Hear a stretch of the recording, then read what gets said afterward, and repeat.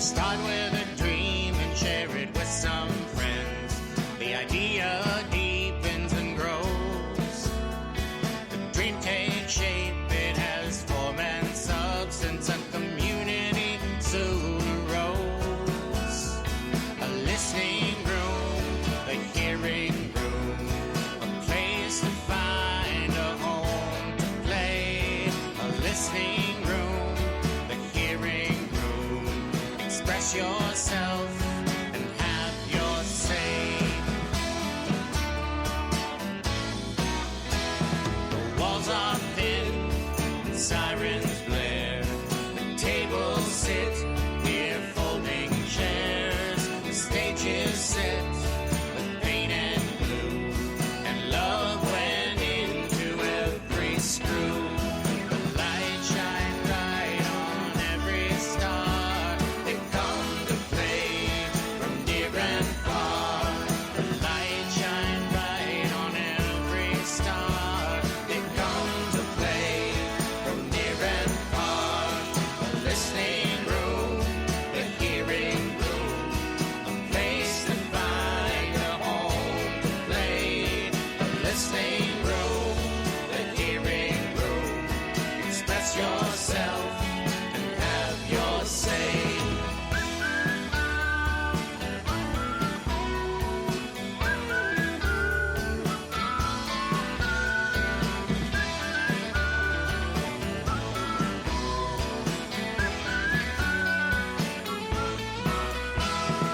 Hearing room, a listening room.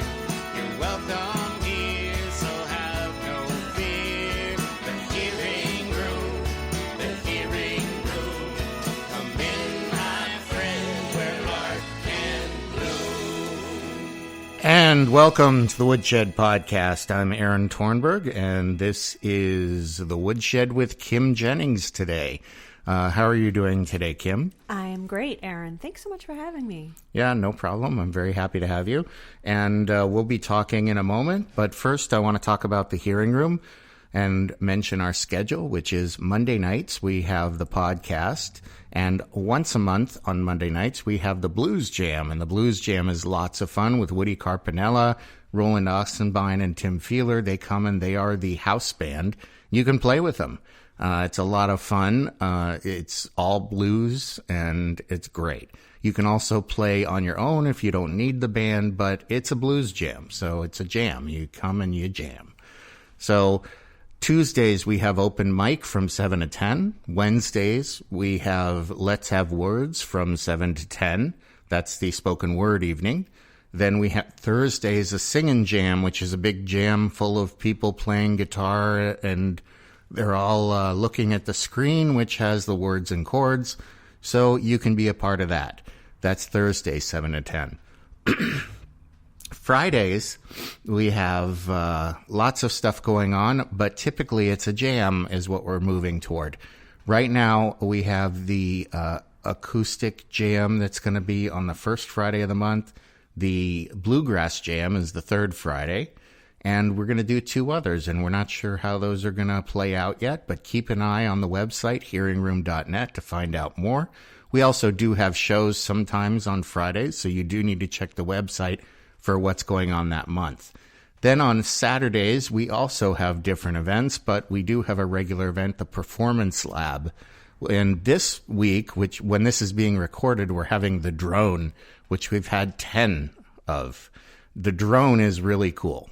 Basically, you ever see those giant synthesizer boards where people are tweaking knobs and plugging things in, like on the Pink Floyd videos that you've seen from the 60s? That sounds amazing. Yeah, that's what we do.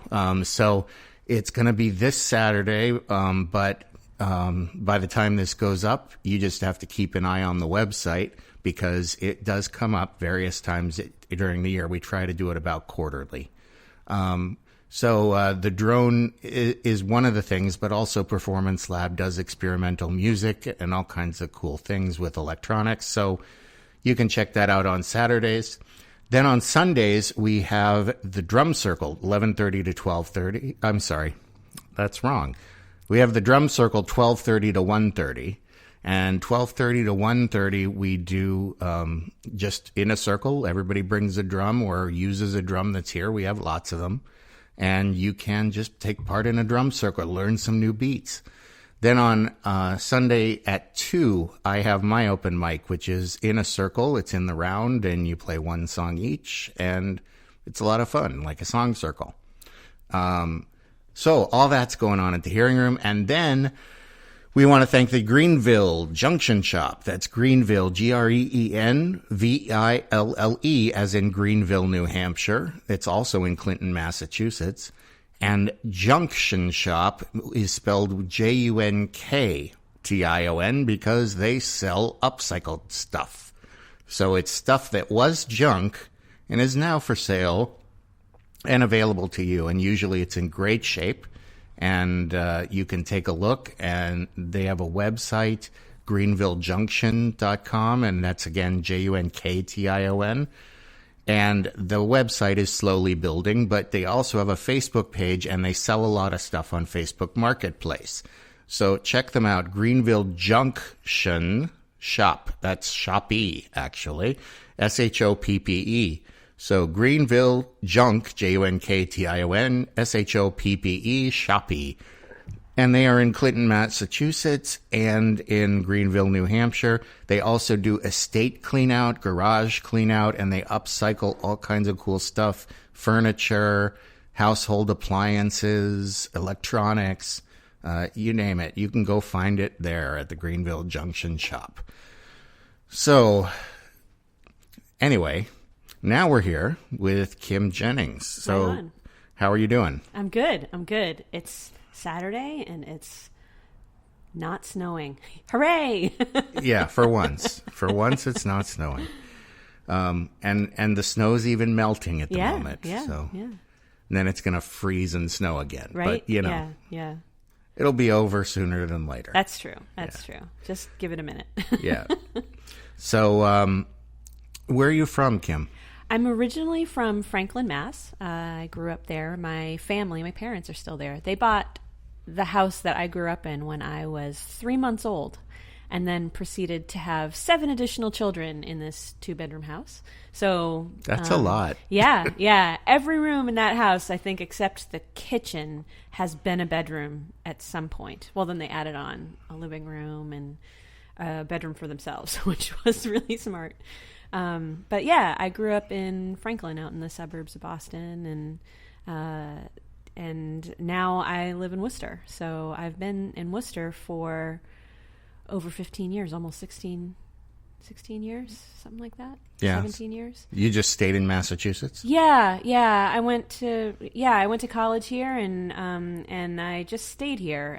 It's been, I've traveled a little bit, but I never moved away. I often dream about moving somewhere else, but I have so much family here. I would miss so much of what is happening. Because I'm the oldest, a lot of my younger brothers and sisters, they're starting families of their own, and so there's the nieces and the nephews and the birthdays and the fun and I love the little kids, and I just would hate to miss out on a lot of that. Right. Well, it's important to be near enough to family that you can visit. Yeah, exactly. So that's great. And so you've been playing how long? I started playing guitar after college, but I've been singing since I was little. I've been singing since elementary school. So, and I taught myself piano in middle school so I could perform in the talent shows and that sort of thing, and perform out on my own.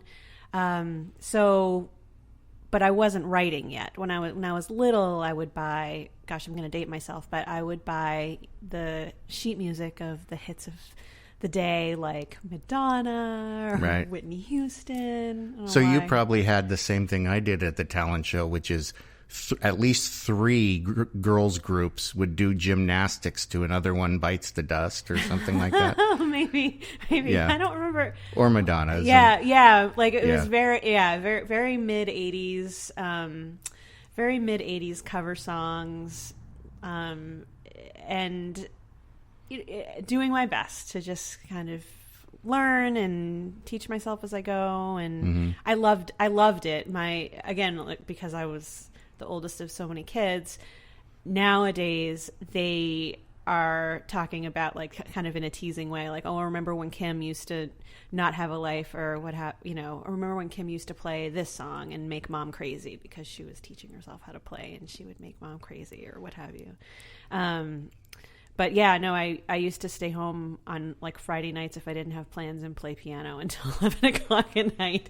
And I'm sure, I don't know how I got away with it, actually. That's how you learn, right? Yeah. Well, but with, that many other people in the house, to this day, I was thinking about that. Like, if that were my house now and somebody were trying to play piano and I was trying to sleep, how would I be okay with that?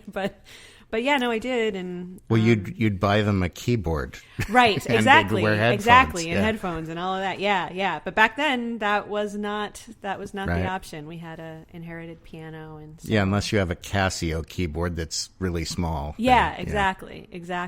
So yeah, that was at the start of it for me, and then just singing and chorus and whatever I could do as a kid, and then in college, and I sang in the a cappella group that I was in, which I can talk about that too. Okay.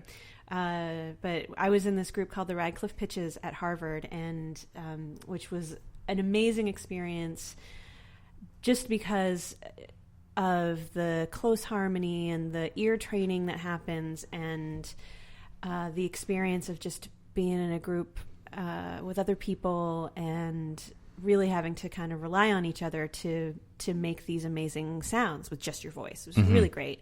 And they're still doing it, which is awesome. We're having a 45th anniversary concert. Not that I was there 45 years ago, but that's when the group started. When were you at the Radcliffe Pitches? When was that? That was early 90s, 91 to 95. I was at Harvard. So yeah, that I actually just arranged a song for them for the anniversary show that's coming up, which was really, really fun. That show's coming up in March. But yeah, that was a really big part of the harmony singing for me, and just that experience of creating the full sound of a song with just voices. It was just phenomenal. I was at Harvard right after you. No actually. kidding. Yeah, like for a master's in '96. Yeah. So I remember there was a vocal group called Vox One. Did you run into them? I had heard of them. Yeah, they're very good. Yep. But they were doing the same thing. It was amazing, like stuff with their mouths. Yep. There's a whole scene of Harvard undergrad groups that I knew of at the time, of co-ed groups and just all women and all men's groups, and there were just like the audition process for that. It was, you would go to 7 or 8 different auditions for all these different groups, and then they would call you back and you would have second auditions and second rounds and all this. It was really something. So really fun. Here's a practical bit of advice my son gave me about doing a cappella stuff, because he learned at chorus. He's in chorus. He learned how to do the beatboxing by saying boots and cats and boots and cats without the vowels. So you end up going boots, kits, boots, kits. Yeah. So did you do that kind of stuff too? I was percussive? not on the percussion side. No, yeah. I was like a soprano 2. So I did not do much in the way of percussion myself. Did other people in the group? We did have the occasional percussion lines going on. Yeah. I put some in the arrangement that I just do, just a little tiny bit. A lot of it, what our group did was kind of like swing, big band, standard type stuff. So like our Ella Fitzgerald, that kind of feel of, the do ba do ba do ba do ba, that kind of thing. That's great. So definitely super fun, really great music, and good times with my friends.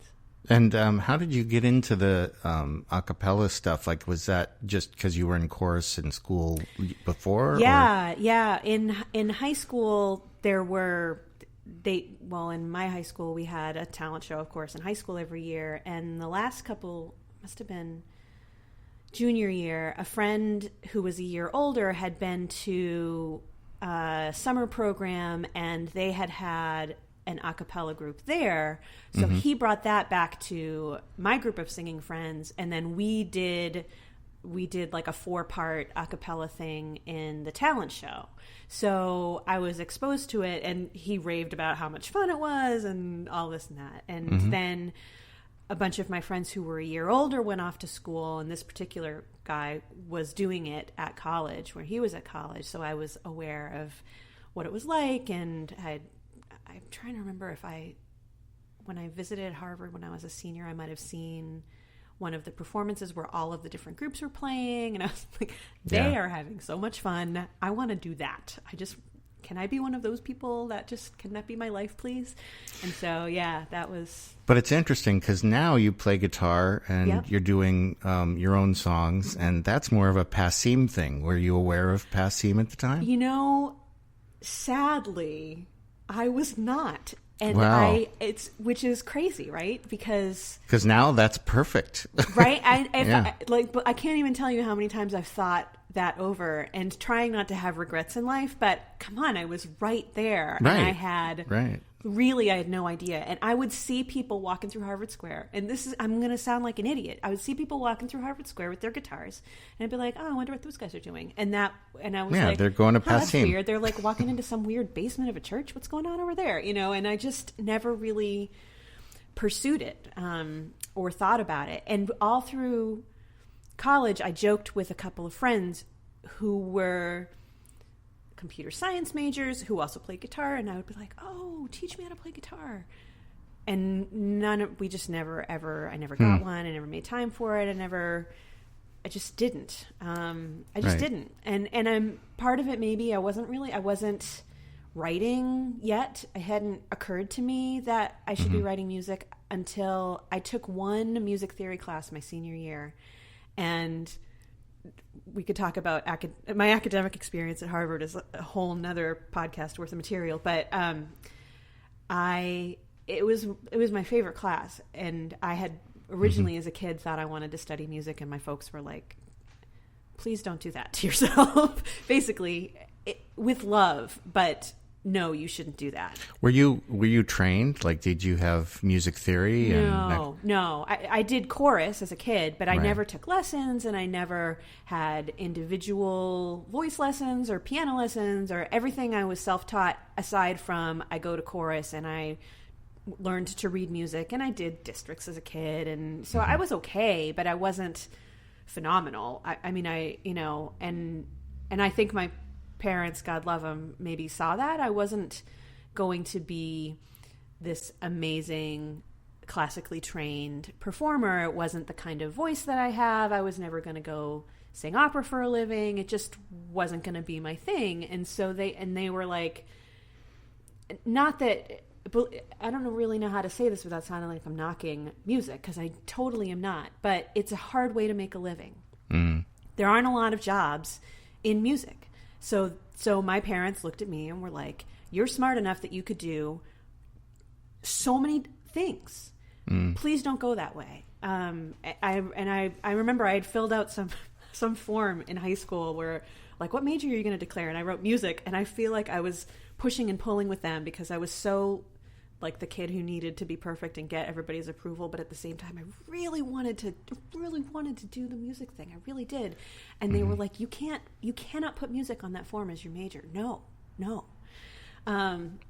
At least that's how I remember it. They might remember it differently, but, and that's great. And so what was your major? My first major was math and physics. That's what I intended to major. That was how I wrote all of my essays for college. I was like, I'm a woman in science. I'm going to go study math and physics. I'm going to go into academics. I'm going to research. I'll be a professor someday. I'll go to grad school. I'll get my PhD. I had everything was all lined out ahead of me. I had the whole path set. And I got to school, and let's just say I got in over my head because I thought I tested out of some things, and I thought I was farther along than I really was. Yeah. My first experience kind of being away from home, being on my own, and my first experience of something being really hard. Yeah. It was hard work. And not that I never worked hard before. I'd always done a lot, but it always kind of came easily to me, even though it was really hard, even though it was a lot to do. Mm-hmm. And it was the first time that something did not academically come easily to me. And so I will just say I floundered quite a bit. I changed majors. I gave that a year. I changed majors. I was a French major for a year. I had a really great mentor for that year who then took a sabbatical. And then I was told that I needed to study abroad in order to be good enough to represent the department, because I was their only French major in my graduating class. Wow. And I didn't want that pressure. So, which is weird now. Again, thinking back, I was like in such a weird place that those 4 years are this pocket of indecision and insecurity. Not that I'm not insecure at times now, but it just like I made very different decisions than I think I ever would have in my life. It's fascinating. So I said, well, then I guess I'll just study something else. Mm-hmm. So I toyed with the idea of English and French literature, but that was honors only. And I kind of was in this weird place of, I want to be able to do all of the things. I want to do all the things. And I can't take classes and write an honors thesis and be in an a cappella group and do this and do that and have friends and have a social life. And I wanted to be okay.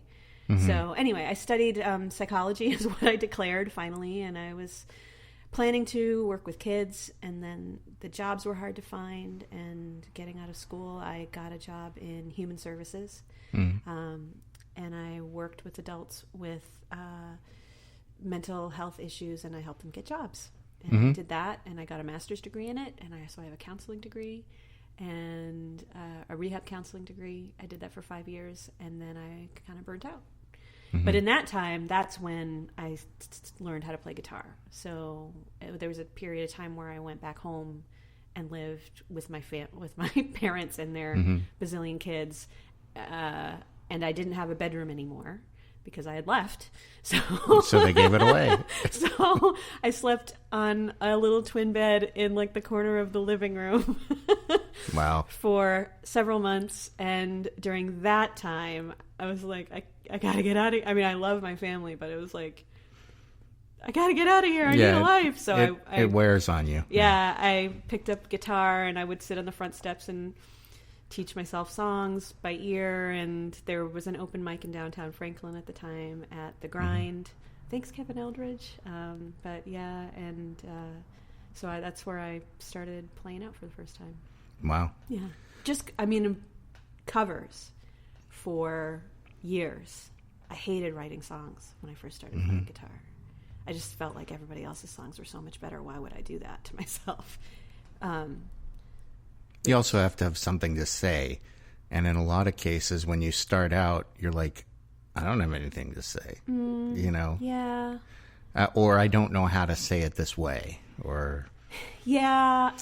I think I was afraid of maybe what I had to say back then, too. Oh, yeah. I think I was going through some stuff, as we do in our formative years.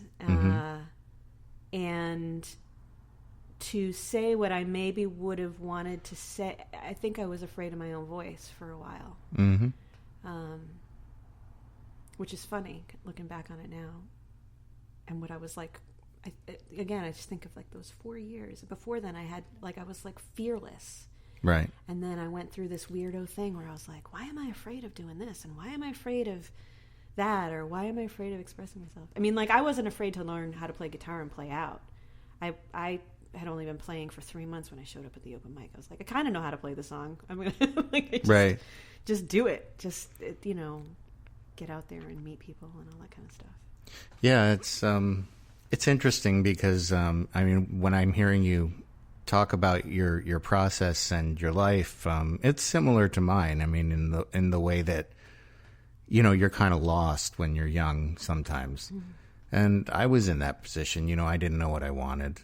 And so I think hopefully a lot of people listening will appreciate what you're saying, because I think that's the case for people who really get into doing music. You know, it's something that's their passion, but the world doesn't really let you follow it.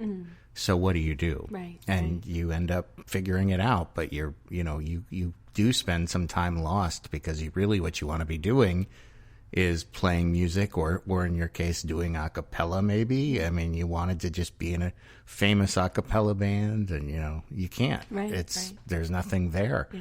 So you punt. You figure out what to do. Right.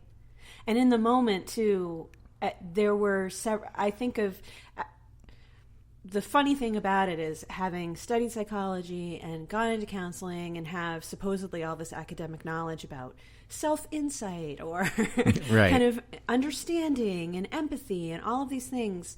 Yeah, for other people. Exactly. Not exactly. For you. And for that, for the, when I was in the human services and I was burning myself out, and I had a really great mentor, and she was like, you're not helping yourself by not facing this decision that you're clearly needing to make here, kind of thing.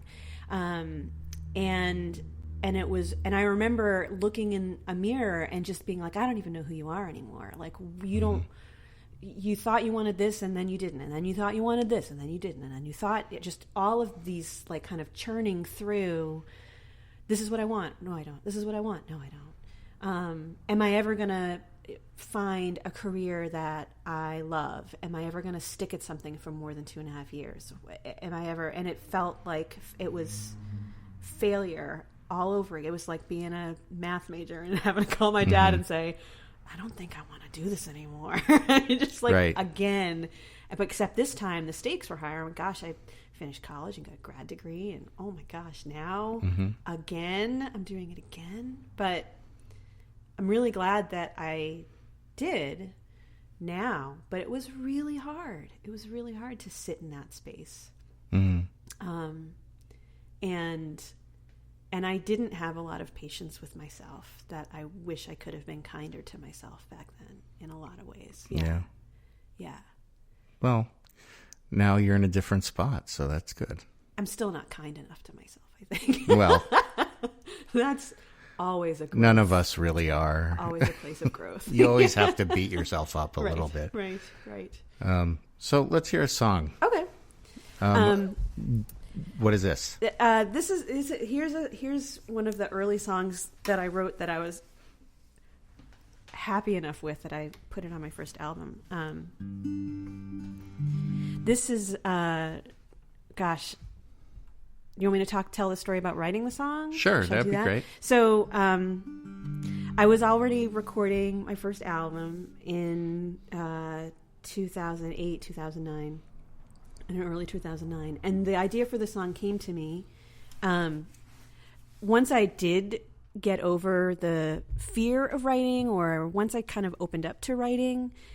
I had I could mine all of these stories from the past, so past relationships, past things I wanted to say, and I had a dream about a breakup, and a woman was, assumedly me, sitting on the floor being dumped, basically being broken up with, and the man in the room with her who was breaking up with her was holding a Valentine's Day card, and it was in the shape of a heart, and he ripped it up and then left. And so this song came out of that, and it's called One More Time.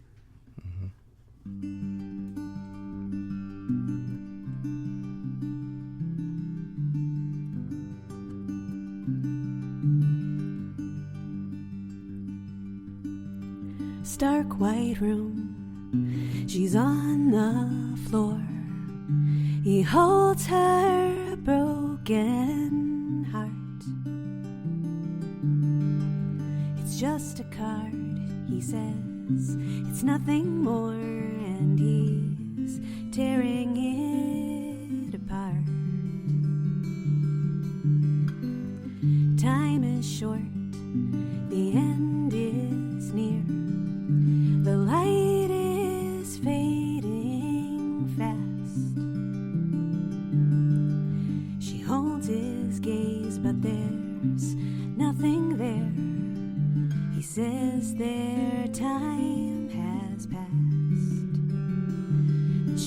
looks up, he turns away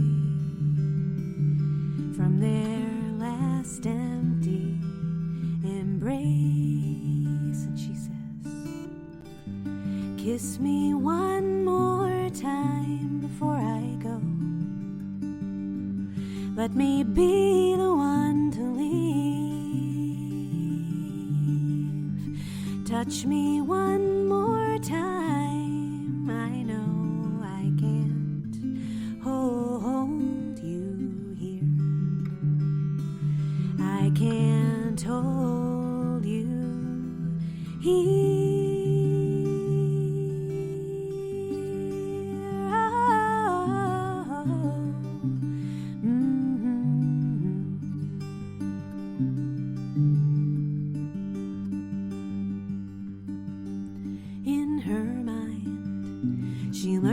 To trust he'd always keep her safe.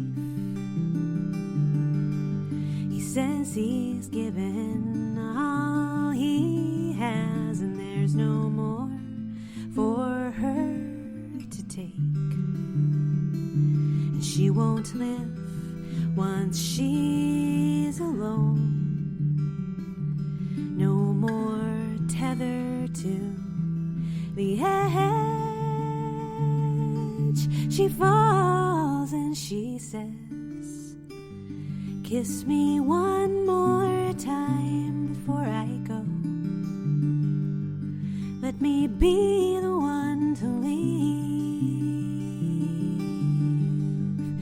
Touch me one more time. I know I can't hold you here. I can't hold you here.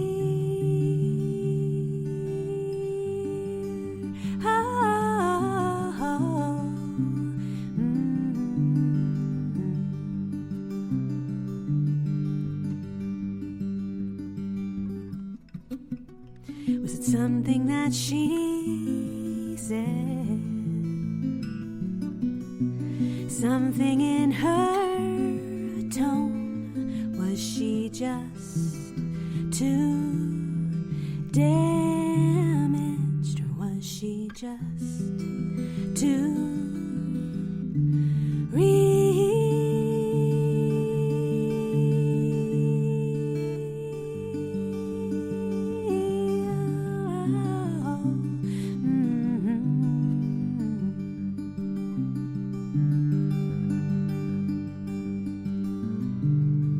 Kiss me one more time before I go. Let me be the one to leave.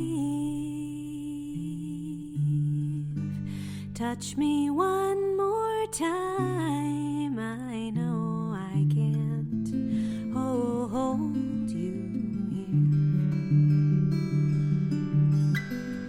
here. Kiss me one more time before I go.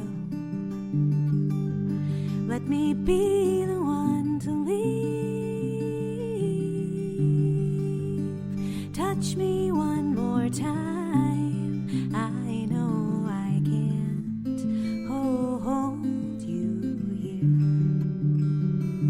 I can't hold you here.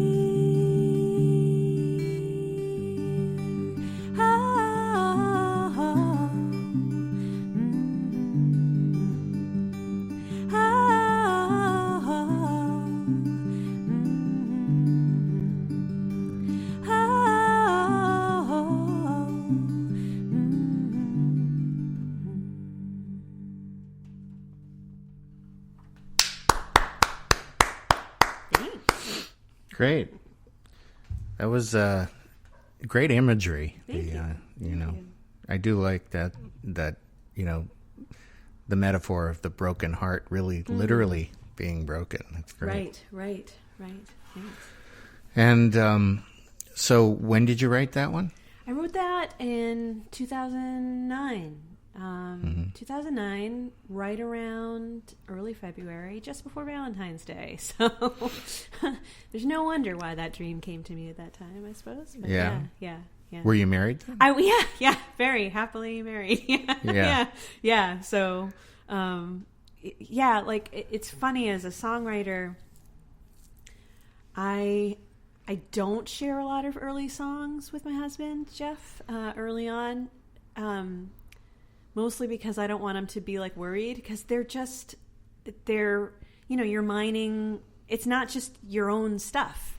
That was a song probably from my past as opposed to my present, right. Or songs about other people's stories, or someone you see walking down the street and then you invent a whole story about them, or that sort of thing. And if I felt like it was concerning to him, I would find it's stifling to write, I think. So I try to write the song, and then he doesn't hear it until it's pretty much done.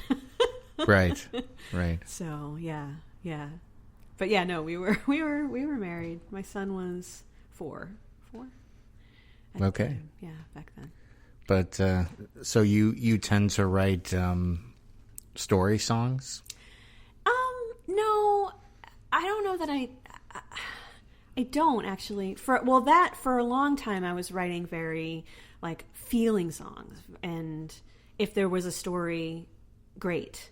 But not that I wouldn't say that I write story songs. I think I'm trying to, for me, what comes out is what comes out, and if it's a story, great, and if it's this is how I feel right now, great, and or now, because of the band that I'm in, the Great Molasses Flood, there's more, when we can, kind of co-writing. So it's less about what I'm wanting and more about organically where an idea might go with the guys. So yeah. So you started writing about then, and you said you were performing at some open mics. When did you start doing it a little more intensely? Like, when did you start really pushing music?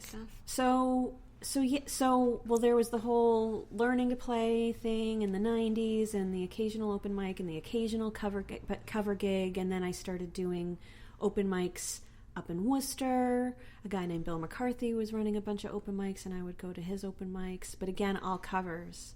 And I got married, and I didn't do music so much when the baby was little. And my husband, at one point, when I was going through another one of those "what am I doing with my life" moments, said to me, "Why aren't you playing? Why aren't you writing your own stuff?" Right. And I had maybe written 5 songs over that time, of 10-something years. And every time I went out to an open mic and tried to play one of my own songs, I would sit in the back of the room, and I was so self-conscious about it. And I couldn't help but compare myself negatively to every other person in the room.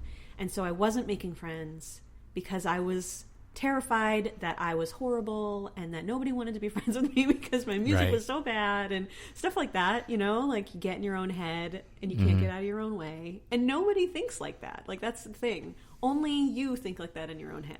Right. So when my husband was telling me, or encouraging me to get back to it, I had, it was my probably 3rd time reading again The Artist's Way, which I'm sure, I don't know if anybody heard of it. Heard of that. I read sure parts I'm of not the first it. one to talk about it here. But well, you actually are. Oh, am I really? Yeah. The Artist's Way by Julia Cameron is a fantastic book. It's a 12-week self-help-ish. It's got a spiritual component for sure. So just as a heads up for those of you who may not be spiritually inclined, but it's not prescriptive of religion. So it's higher power, but if that's God, if that's universe, whatever it is for you, you can make it work. But it's 12 weeks of different topics, and she's a writer. She's written screenplays and books and all kinds of things, but the book is about creativity, not just about writing, but about creativity. So there are some tools one of which is she calls morning pages, so a half an hour of writing first thing in the morning when you wake up. Get yourself up early and write in your journal. And another tool she calls artist dates.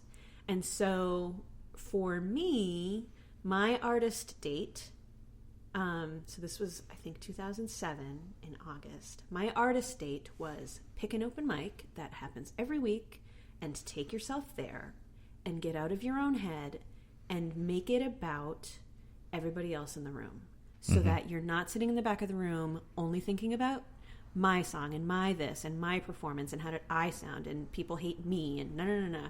But to get out of, if you want to do a song, fine. But the reason that you're going, the whole point of the artist date is to take in the environment and the art and the creativity that's around you. So I found the Amazing Things open mic with Dan Cloutier as the host and just found it in the newspaper and I thought, that looks cool and I'm going to go there. And I showed up and I played a song and I promised myself to go every single week.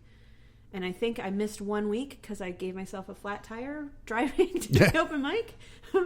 But I did. I went every week and I sat in the back of the room because that's what I always do at open mics. I always sit in the back.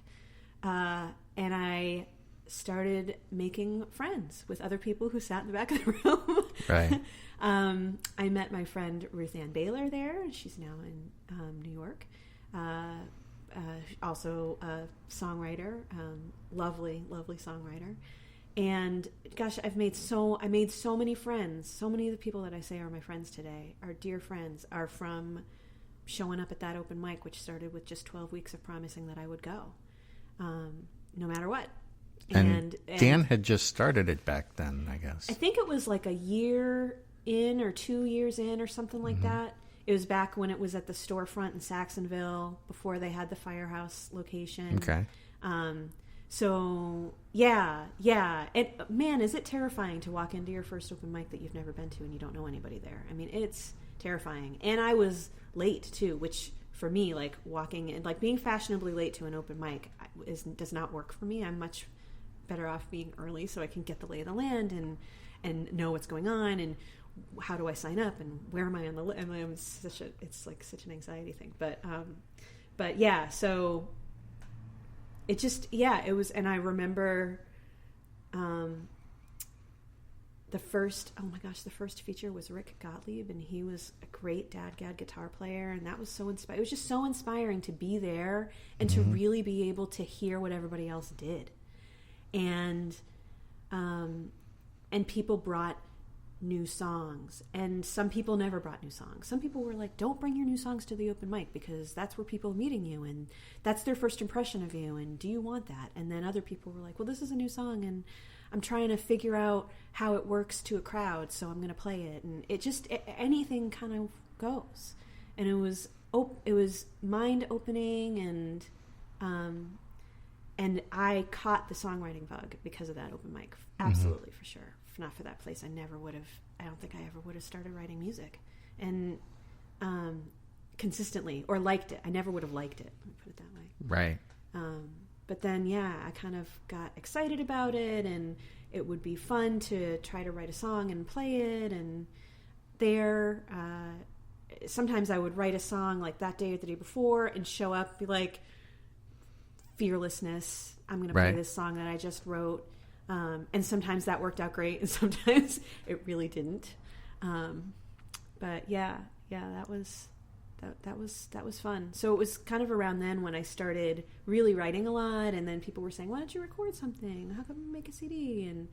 And because of my harmony stuff and meeting and seeing all these people at the open mic, and I used to just ask anybody that I really liked their music, and I would just hear harmony parts. Like, do you need a harmony part? Do you need a background vocalist? That's valuable. Oh my gosh, and I just loved it. And back then my kiddo was little, and I didn't have to get up at 5:30 in the morning, so I could be out late, and I would just go out 3 nights a week if I could, or more. And then the gigging started happening, and then I was asking if I could sing with other people, and it was it was awesome. It was so fun and just so affirming to be out there and doing it. And so when I was recording, and I had already asked Dan if I could sing background for him, and so then we started collaborating, and he was making a record. He was going to record his a live show he was doing and put that on a CD. And I remember just that we got together and we're like, let's start a record label, and your CD and my CD, we'll put our CDs on the record label, and then any money that we make, we'll put it back into the record label and see if we can help somebody else make music or something. So that was really cool. Birch Beer Records came out of that, and we helped a kid named Levi Schmidt, who's not a kid now. Oh my gosh, he's married in New York with like 3 kids. But back then, he was just like a college kid coming out of MIT, and we helped him make his first record. And then and we worked with Tom Smith for a bit, and we worked with Owen Kennedy for a bit, and that was really cool. And then Dan made another record on the label, and I made another record on the label, and that was really cool. And then life started happening, and Dan was already married, and he started having kids, and my kid was getting older, and it just, being in we were trying to build community, which I think was being really successful, and you didn't need a record label business on top of that to be successful in making community. You know what I mean? Like, from a business perspective, it wasn't like we weren't in a place to like quit our day jobs and go get investors to make a record label viable and profitable and making crazy money and that sort of thing. And all of us who were doing it were all part-timer musicians anyway. But that doesn't mean that it's not important to do.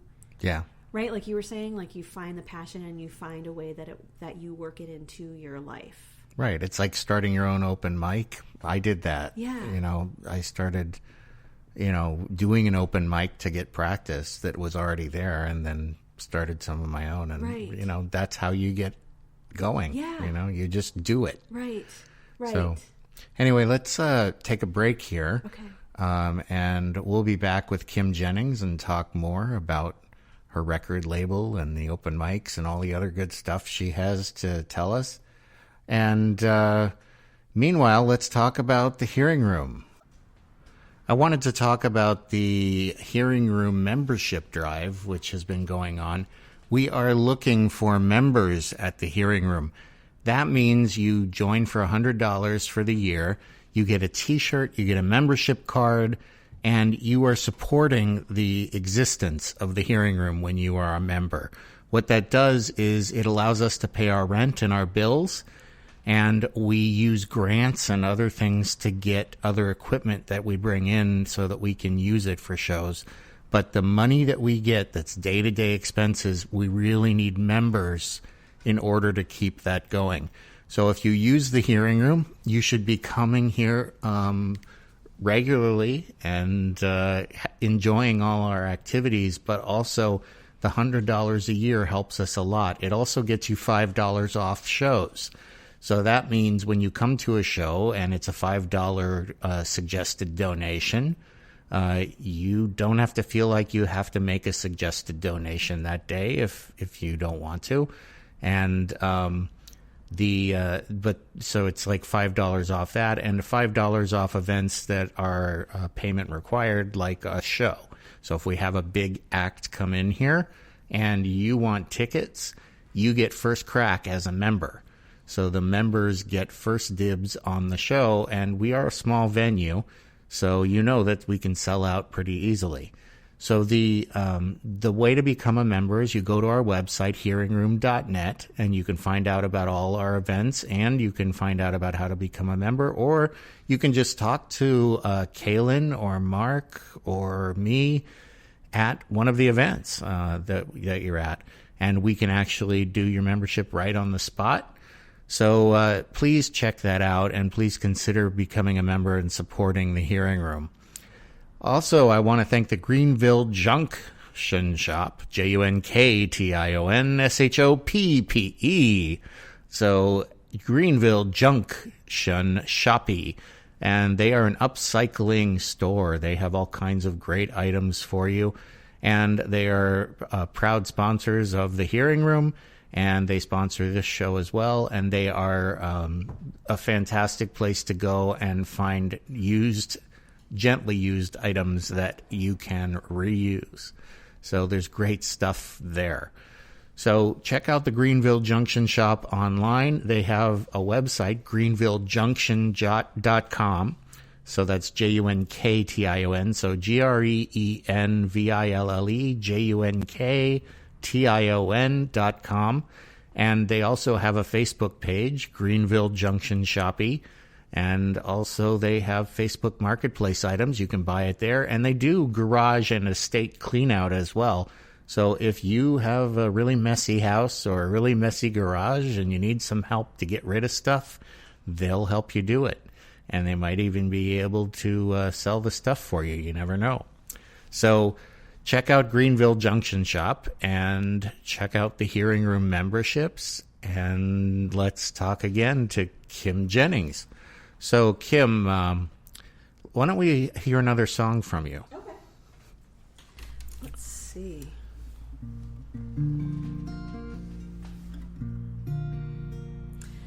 This song's called Colorado River.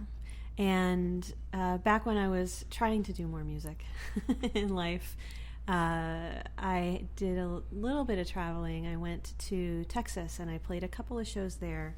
I stayed with some friends, Charlie and Roxanne. They had a house concert, and then I drove over to Houston for a show, which is not very close to Austin. It's like a good 3-hour drive. And I drove over the Colorado River in Texas. And this song came to me during that drive.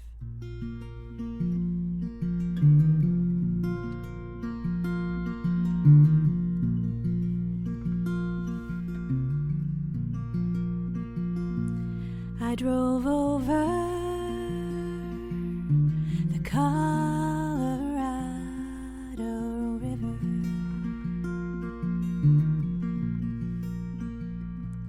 and I stopped the car and climbed down to the shore,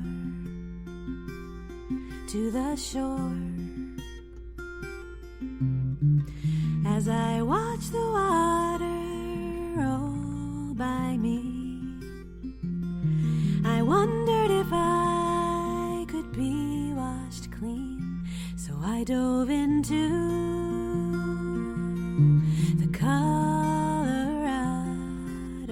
River.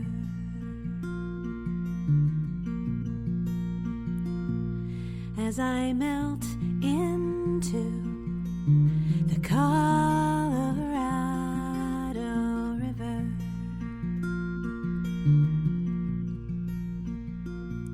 I am lucky 'cause it hasn't rained for days.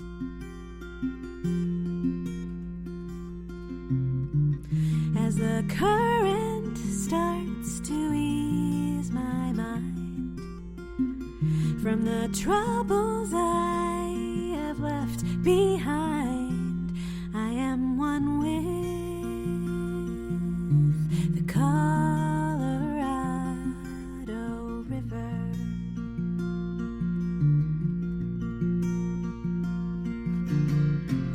Now the water tosses me round and round as the rapids ahead pull me down. I'm finding there's nothing to be found in running away, drifting away. Hey.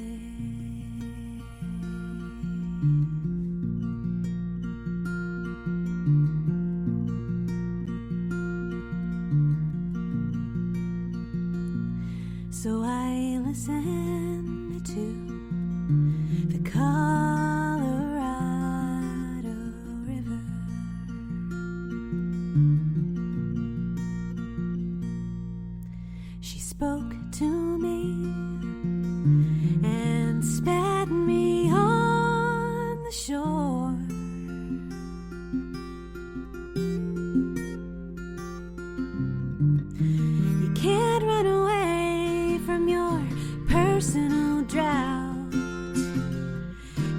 got to dive in and claw your way out. So I left you the Colorado River.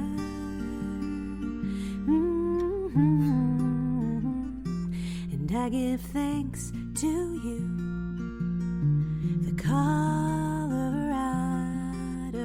River.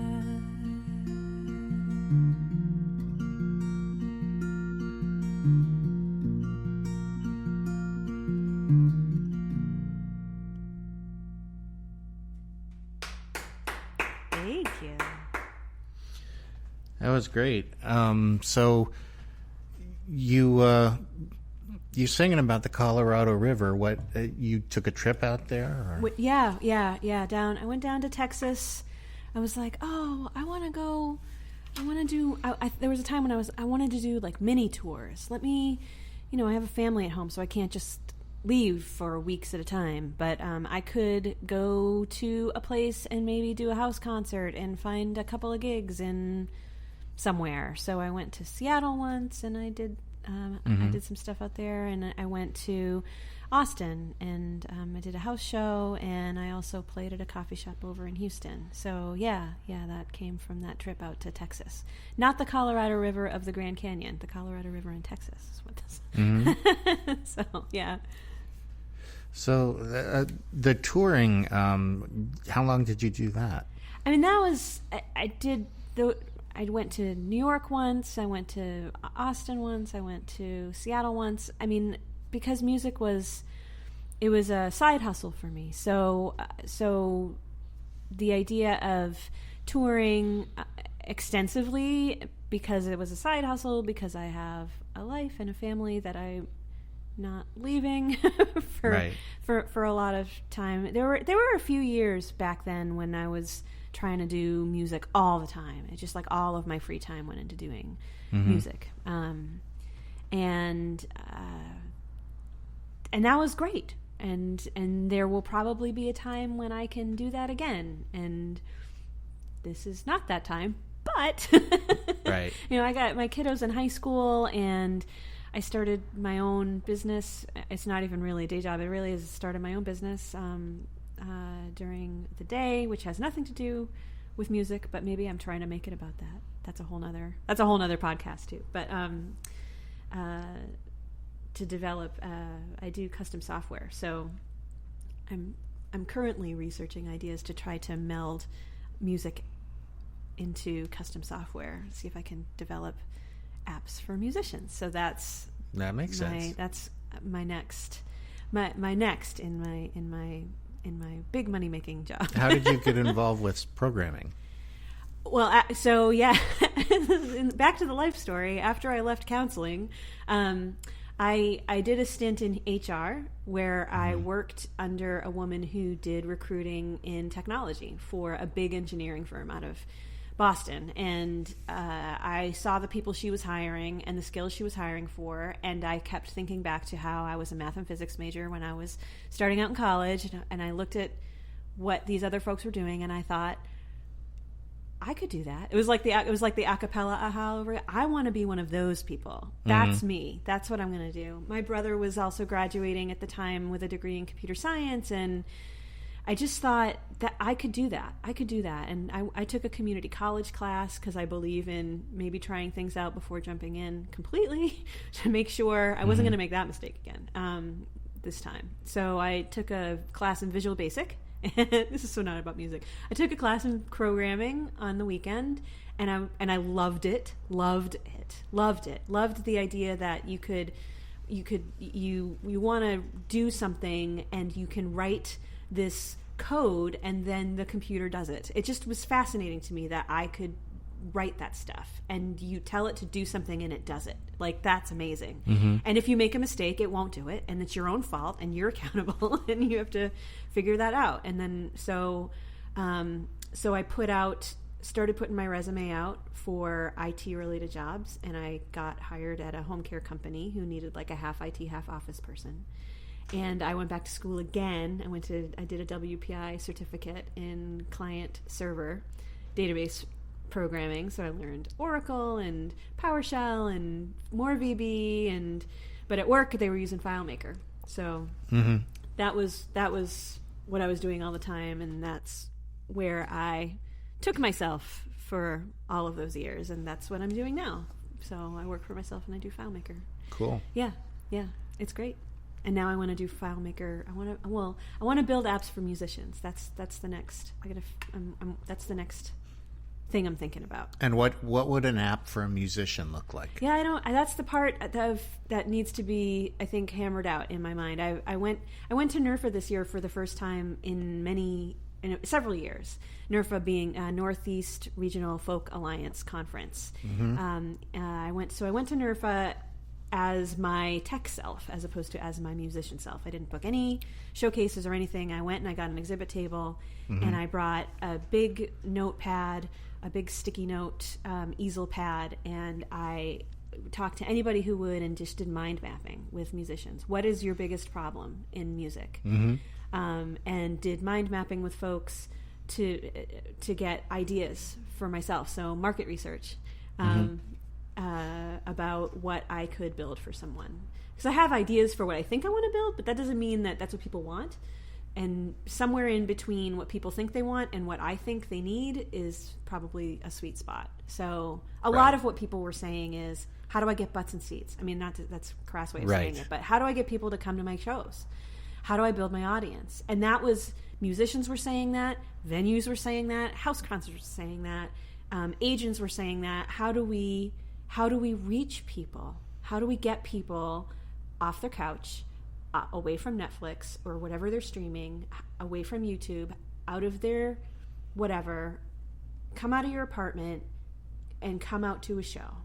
And how do we get people to do that? Which is a fascinating question, and I'm not sure that an app is the answer to that, because I feel like the apps, in a lot of minds of folks I was talking to, like the apps are counter to that, because you can just listen to everything at home. On Spotify, on YouTube, on this, on that. But you don't get the live experience. There is nothing like going to a show and seeing that live performance. It is an amazing experience, and it's different every time, and you can't get that from a screen. You can approximate it, but it's not the same as being in a room with a bunch of other people and feeling that energy and hearing what they're saying in between songs and hearing how they did this one little thing and they played that solo and they did that lick a little different. I wonder why they're doing it that way now. Like it's not the same. Yeah, I actually I read this book a while ago.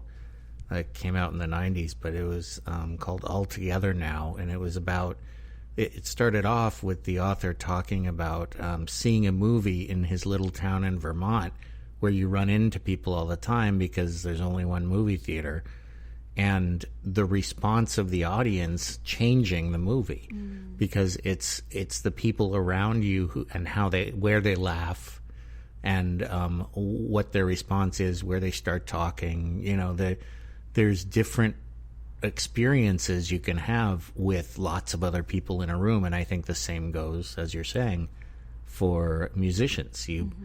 The music will move people in different ways, and you can look to the person next to you and they're crying, right? And that's usually me, right? And I sit in the back.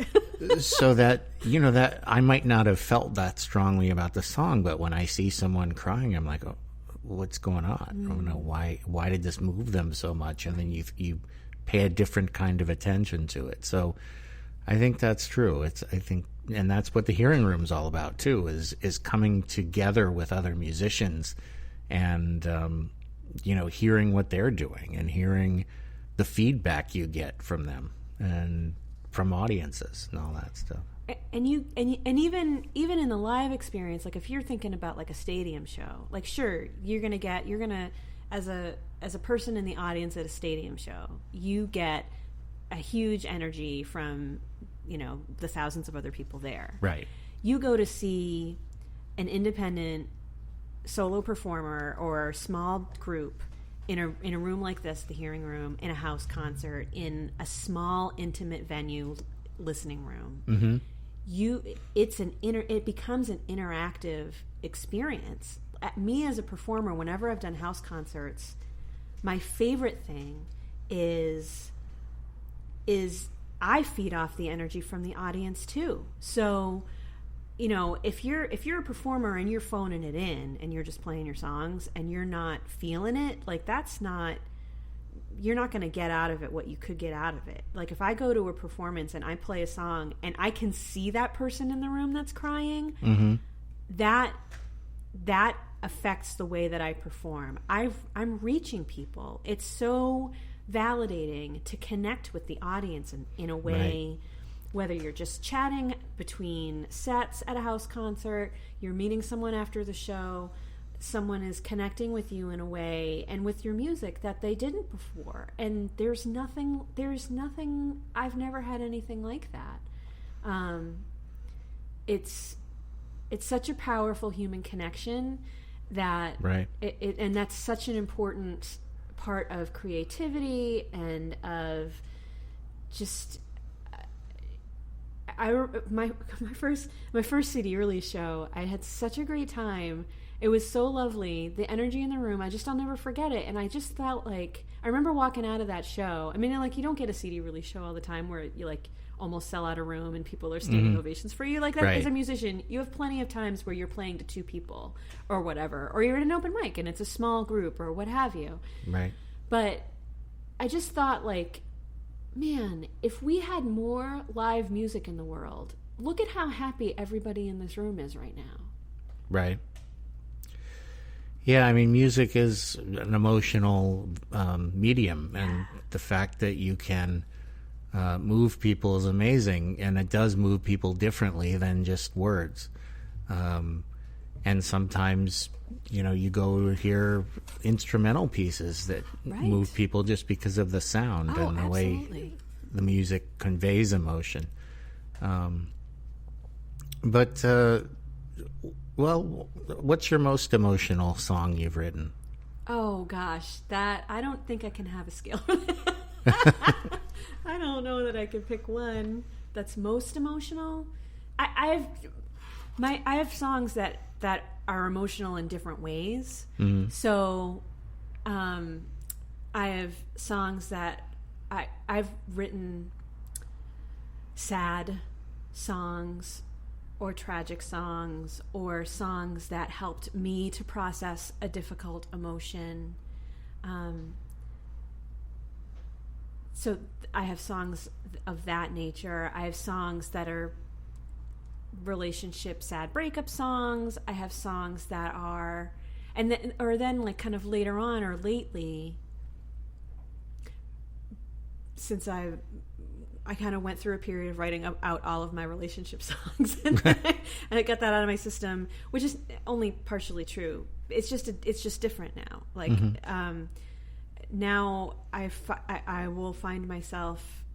I say now, meaning like the past 5 to 7 years. I have a lot more mom songs that I've written, just about what it's like and watching your kid grow and what is it going to mean when he's off doing his own thing, like those kinds of songs. So there are different emotions on different levels. I don't know that I have a most emotional song. Well, how about let's hear one about your son. Song? Yeah. All right. Let me just check my tuning here. So I'll play this song. Is that all right? I'm just going to check my tuning real quick. Yeah. Wouldn't be the first time. If it's being recorded, I should probably make sure that it sounds okay. Yeah, well, it's better for the audience if it's in tune. Yes, we tune because we care. That's what we say. That's right.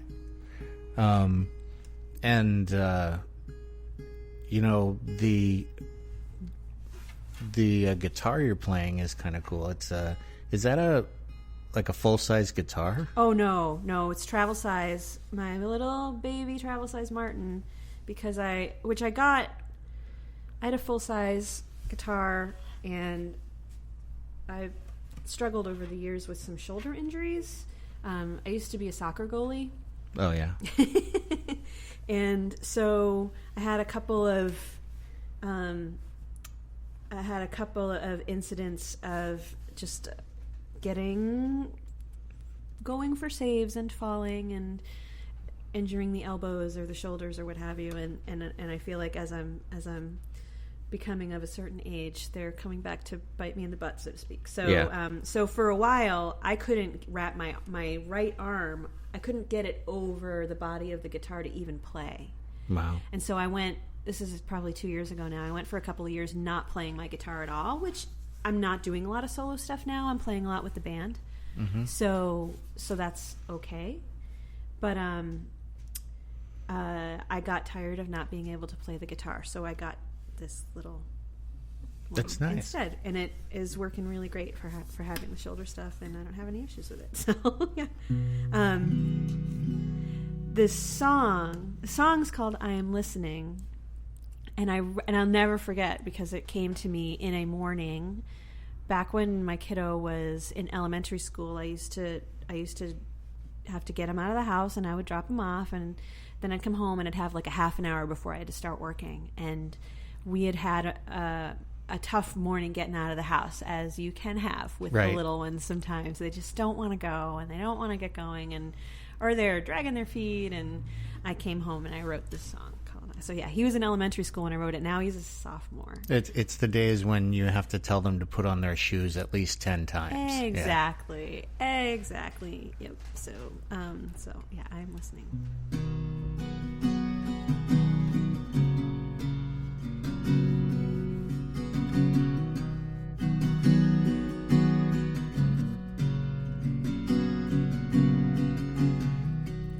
Little moments sometimes escalate. Take 2 steps back, take a break. You can't see now, and you don't know my life's work is helping you grow, and I am listening. Ooh.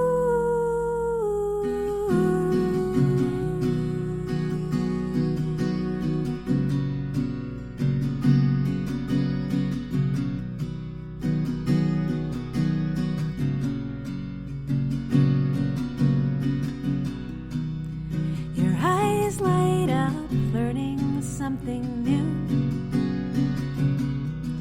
I'll bring you up to be yourself. It's what I do. You can't see now, and you don't know my life's work is helping you grow, and I am listening. Ooh.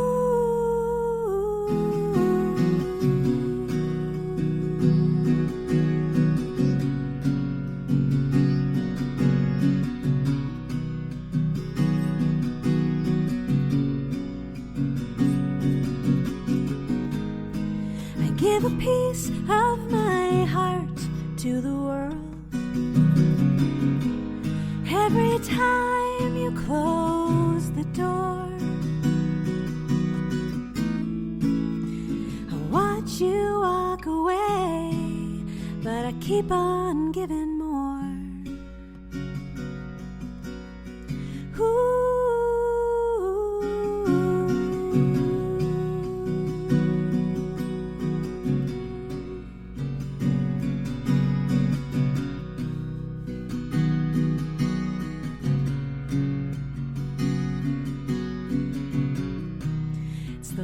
Day of your last year of school, another chapter has closed. You can see now, and now you know my life's work is letting you go, and I am listening. Ooh.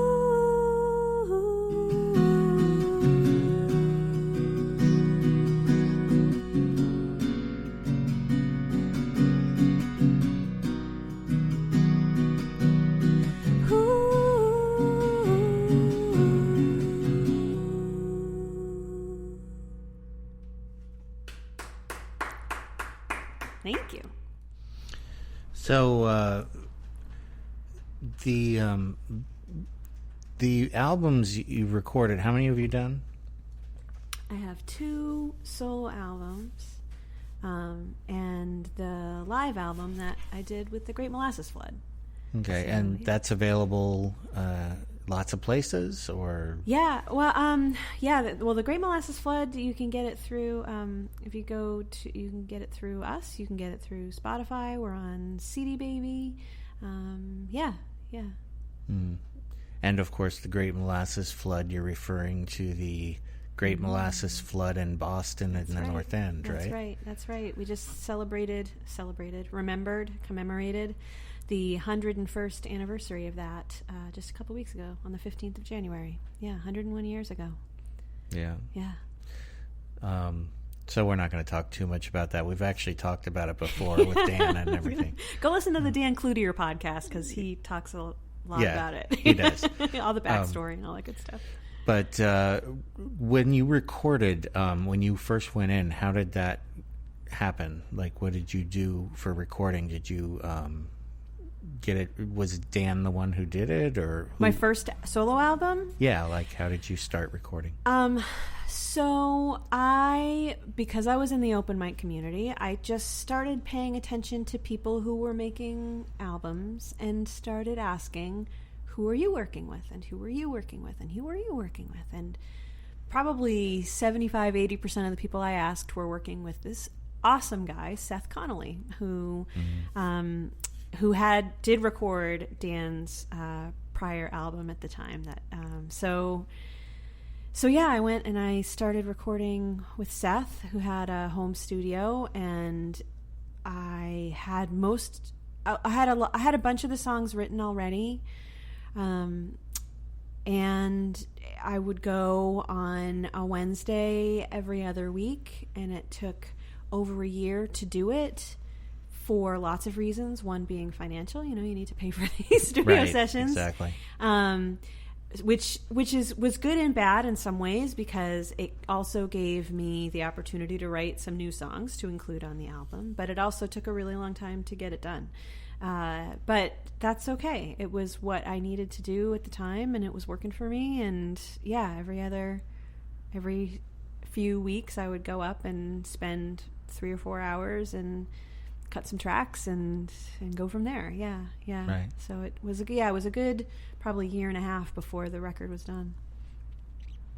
So it's different though when you go into the studio and try to put your songs down when you record them. Yes. Because I found that, I don't have any trouble doing them live, because a mistake is, not forever. Mm-hmm.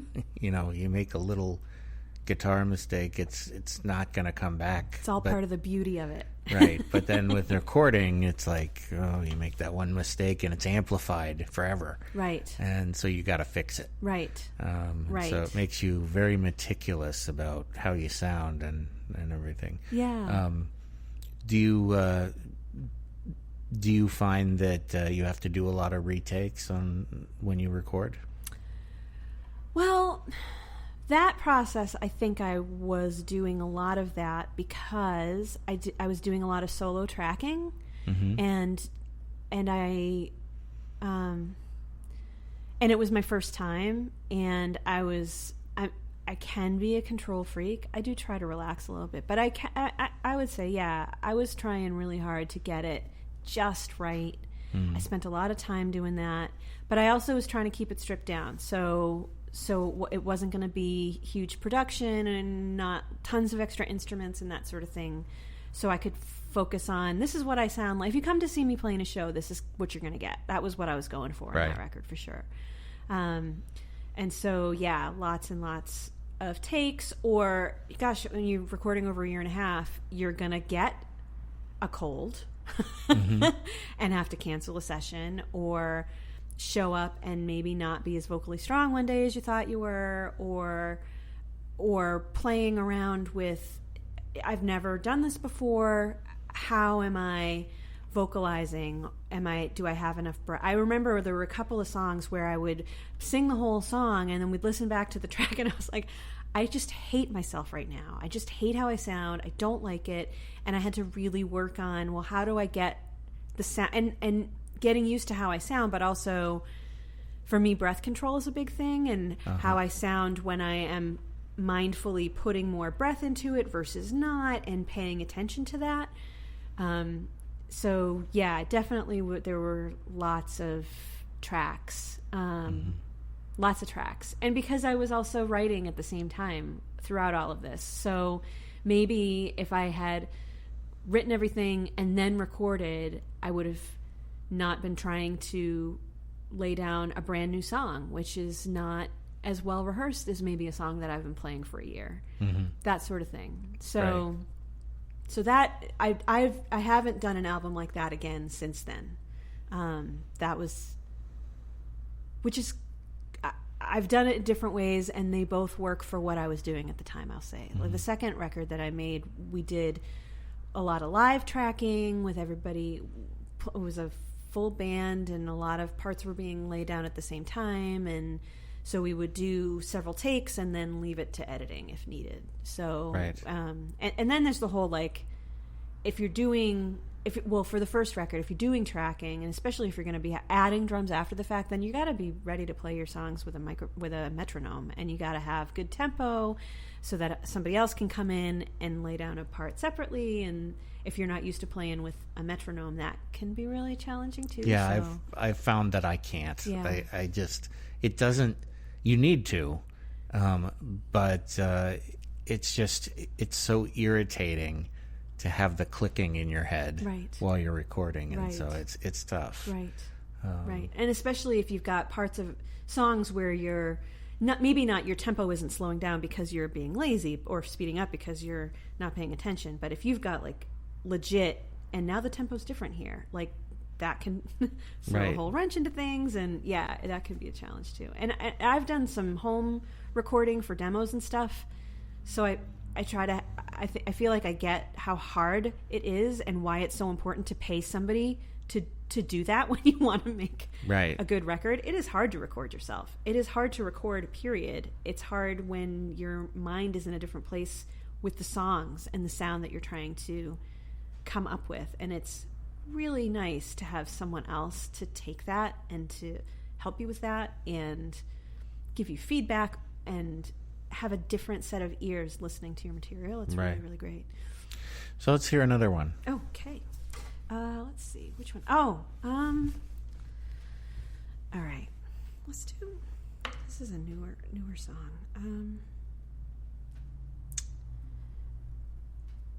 Is it, should I check? I'm going to check my tuning again.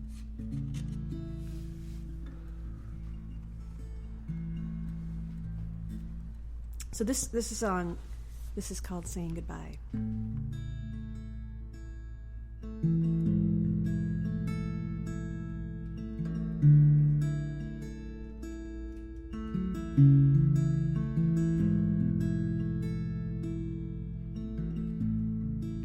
The first chill of the season, watch the snow drift down on what's left of our star-crossed love. I tried to find a reason. The fault was mine. It's so hard after all this time. Let's not ask the kids to take sides, and let's not blame each other for hiding. You've been saying goodbye from the first day that I met you. You've been saying goodbye from the first day that I met you, and I've all along.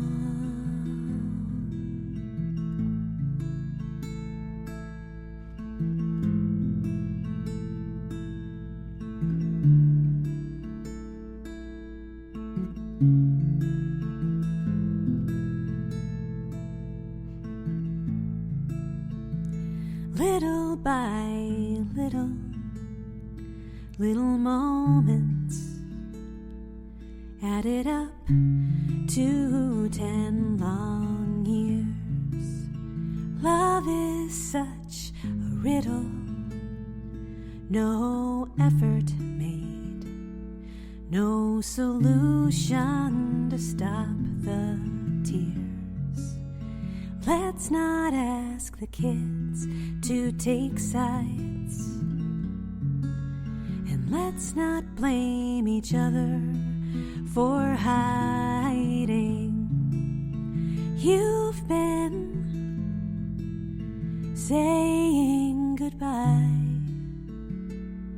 from the first day that I met you. You've been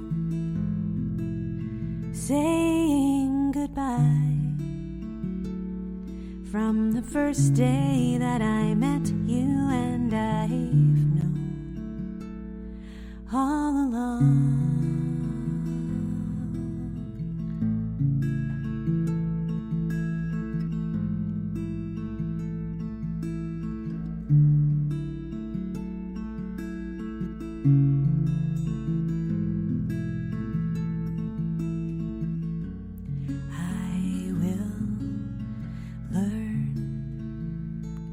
To forgive,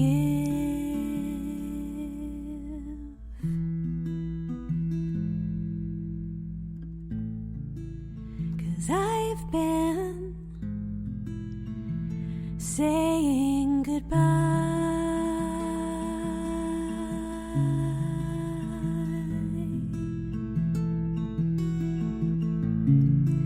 and you've been saying goodbye from the first day that I met you, and I've known all along.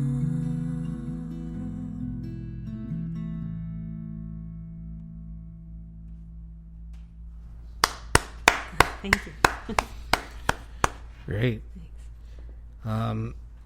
So we're toward the end of the show now, and I usually like to ask the same question at the end.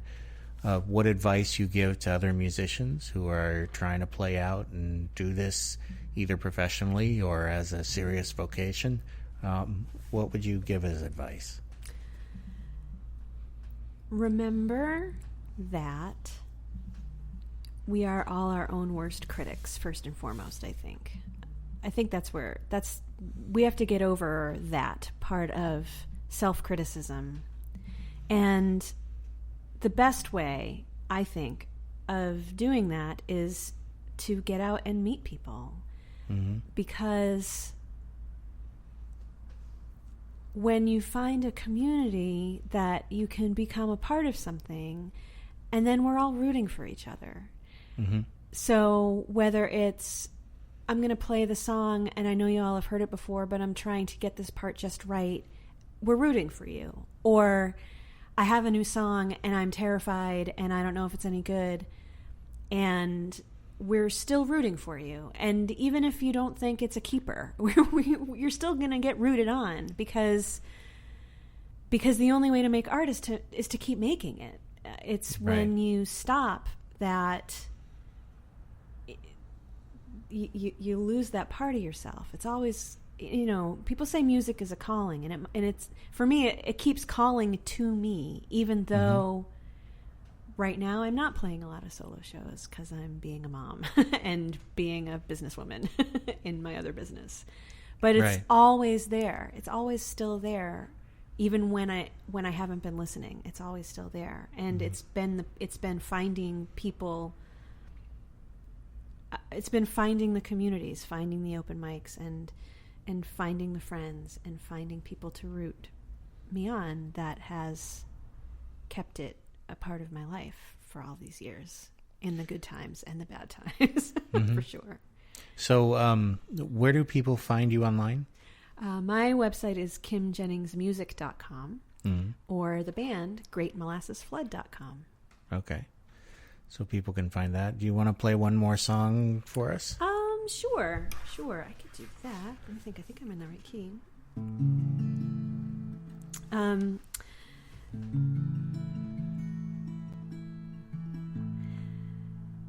Let's do something upbeat. Is that okay? That's good. Yeah. I've been.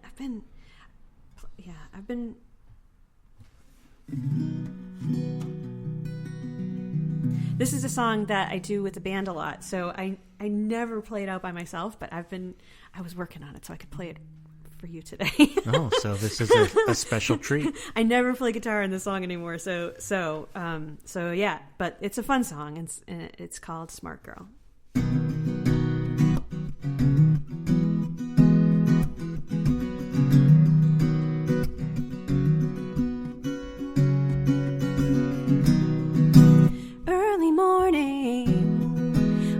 The time I'm the loneliest of all. A new beginning, well, that's a lie. Right after the fall, I'm supposed to know by now. I'm supposed to know by now. I'm a real smart girl, I don't know why I let my heart get the better of me all the time. There's no way to stay protected. I'm a real smart cookie with a softer shell. Come a little closer, you can tell me the way to stay protected.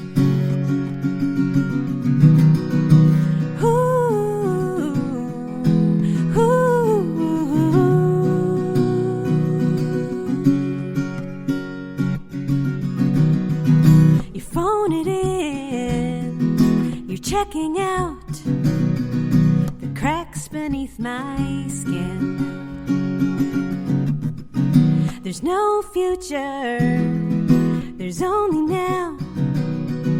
It feels I never win. I'm supposed to know by now. I'm supposed to know by now. I'm a real smart girl, I don't know why I let my heart get the better of me all the time. There's no way to stay protected. I'm a real tough cookie with a softer shell. Come a little closer, you can tell me the way to stay protected. I gave you everything I have, and you were everything to me.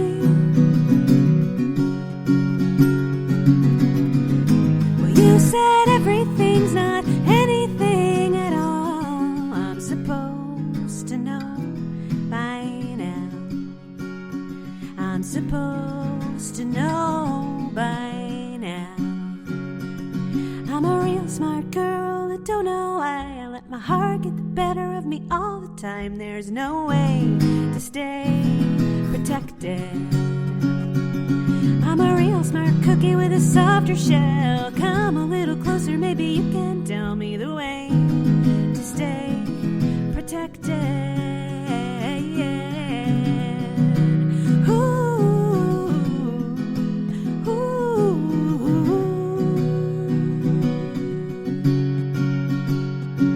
I'm supposed to know by now. Thank you. So we've been talking today with Kim Jennings, and thank you, Kim, for coming to talk to us. Thanks so much for having me. It was really fun. It was great. And Kim, her website is kimjenningsmusic.com or greatmolassesflood.com.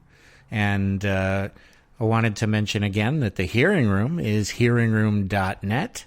So please check out our membership possibilities and check out all our events at the events page on hearingroom.net.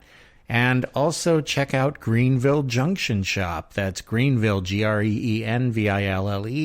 Junction, Junktion, Shoppe, Shoppe. The Greenville Junction Shop is an upcycling shop, and they are at greenvillejunction.com, and also you can find them on Facebook. So that's it for this episode, and I hope you all have a great week. If you start with a dream and share it with some friends, the idea deepens and grows. The dream takes shape, it has form and substance, a community soon arose. A listening room, the hearing room, a place to find a home to play. A listening room, the hearing room, express yourself and have your say. The walls are thin, the sirens blare, the tables sit near folding chairs, the stage is set.